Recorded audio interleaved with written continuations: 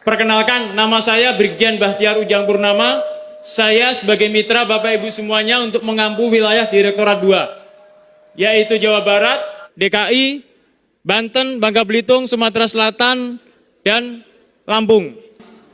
Saya ingin mendengarkan kira-kira trik-trik dari Pak Gubernur Jawa Barat ini dengan langkah pemikiran yang beraninya, karena beliau saya challenge malah men-challenge saya gitu kan. Wah, ini sangat berani sekali. Saya undang Pak Gubernur, kapan saya harus hadir ke sana? Ngapain Bapak hadir ke tempat saya? Saya hadir ke tempat Bapak, katanya gitu kan. Nah, ini. Dan kita menginginkan tidak ada satupun orang yang menjadi pejabat negara ingin dipanggil oleh direktur penyidikan. Tidak ada. Semuanya ingin diundang oleh direktur pencegahan. Selalu katakan ganti pemerintah, ganti gubernur, ganti bupati. Kalau menurut saya, dalam analisis saya, rakyatnya juga harus diganti.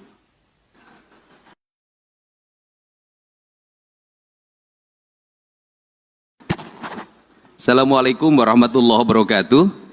Sampurasun. Pak Direktur yang saya hormati, Pak Gubernur Banten, Gubernur Lampung, Gubernur Sumatera Selatan, dan seluruh Bupati, Wali Kota, para Ketua DPRD, saya tidak mungkin menyampaikan paparan yang seperti yang tadi sampaikan. Tetapi saya ingin ngomong yang hal-hal yang realistis, yang itu akan menjadi harmonisasi dalam efektivitas pemerintahan agar tetap capai tujuan.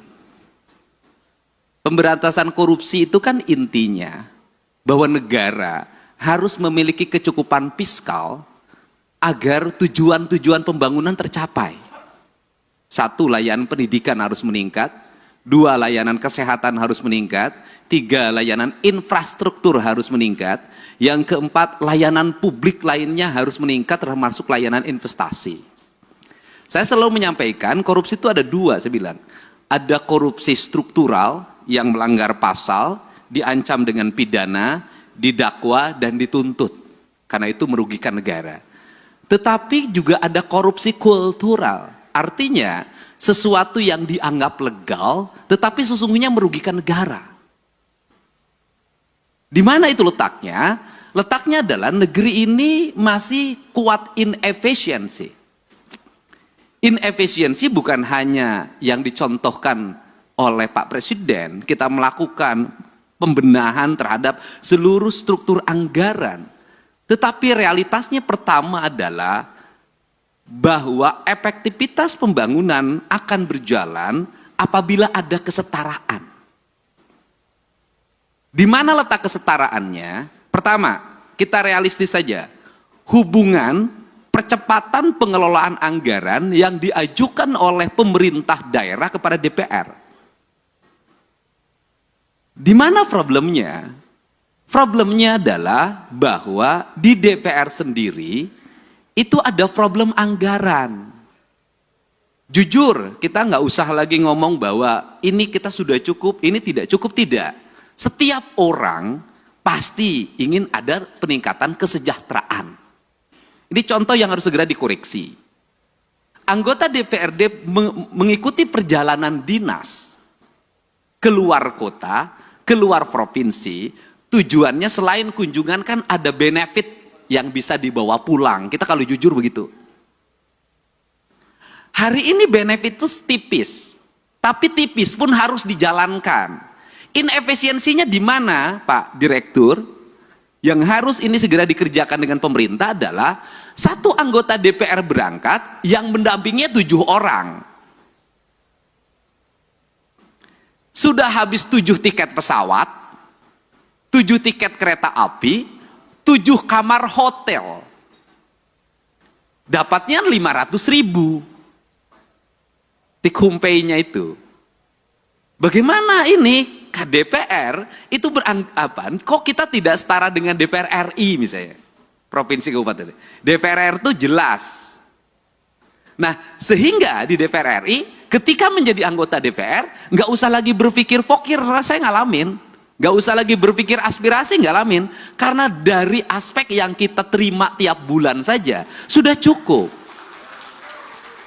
Nah, anggota DPRD provinsi dan kabupaten biaya politiknya sama dengan DPR RI. Tetapi ketika masuk itu kedudukan keuangannya menjadi jauh berbeda.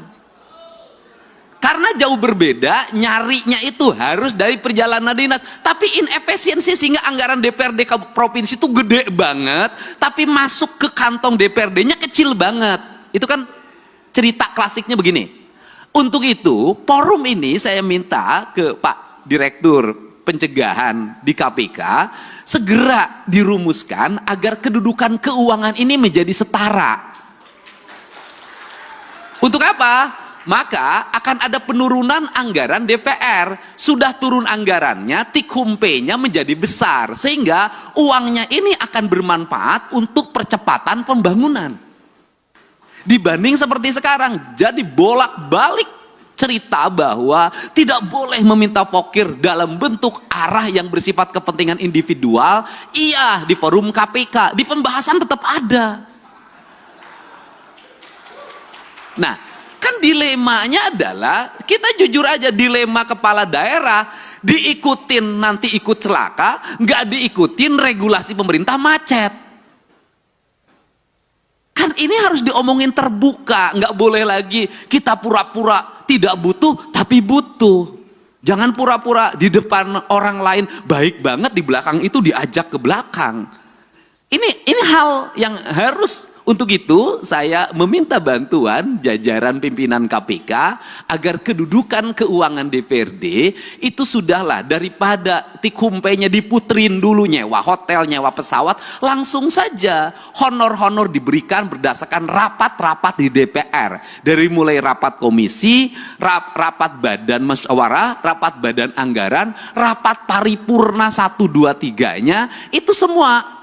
Kalau sudah seperti ini, anggota DPRD setiap hari akan di kantor, karena kalau tidak ke kantor, tidak dapat tikhumpe. Selesai, Pak. Setelah itu ekonominya berputar lokal di daerah itu, tidak lari keluar. Ini kan kasihan daerah-daerah yang dapetinnya dari PBB, parkir, pajak restoran, yang kecil-kecil dikumpulin, habis itu uang restoran yang dipungut dari restoran kecil dipakai makan di restoran berbintang di kota besar. Ini harus segera dibenahin kalau negeri ini ingin baik. Nah, kelemahan dari DPRD provinsi dan kabupaten tidak bisa membuat aturan sendiri. Karena seluruh aturannya dibuat oleh kementerian. Beda dengan DPR RI, bisa ngundang kementerian, langsung aturannya bisa direvisi. Itu bedanya. Modalnya sama, kedudukannya berbeda. Ini pertama. Yang kedua, di internal birokrasi ada inefisiensi birokrat. Apa itu? Jumlah pejabatnya banyak. Jumlah orang yang memiliki golongan 4B, 4C, 4D-nya itu banyak. Di provinsi, orang yang sudah punya jabatan itu nggak bisa kayak di kepolisian langsung menjadi perwira diparkirkan. Dia akan gugat ke PT UN, harus punya jabatan. Karena dia harus punya jabatan, walaupun merit system itu kan administrasi, merit system itu bekerja itu kan bukan pada wilayah angka, pada wilayah eksekusi. Nah, akhirnya di hampir semua pemerintah daerah itu memiliki struktur jabatan yang sangat banyak, memiliki jumlah penjabat yang sangat gemuk, kemudian juga sistem pengelolaan birokrasinya, tunjangan terhadap pegawainya adalah tunjangan kinerja. Ini inefisiensi keuangan yang sangat luar biasa. Itu terambil dana untuk pembangunan, untuk itu sangat besar, hampir 60%. Dan yang paling utama adalah hari ini kita harus tahu semua orang bahagia lewat apa? Laporan administratif yang bersifat digital. Akhirnya tukin-tukin itu hanya ditukerin dengan foto, dengan video. Tukin dengan foto dan video yang tidak berbasis praktis dan kebutuhan publik itu memiliki dampak yang luas terhadap rendahnya layanan birokrasi. Nah, Kalau bicara rendahnya layan birokrasi, apa sih yang dituntut oleh masyarakat terhadap pejabat publik? Ceritanya itu tidak panjang mereka itu. Satu, mereka pasti bercerita pengen punya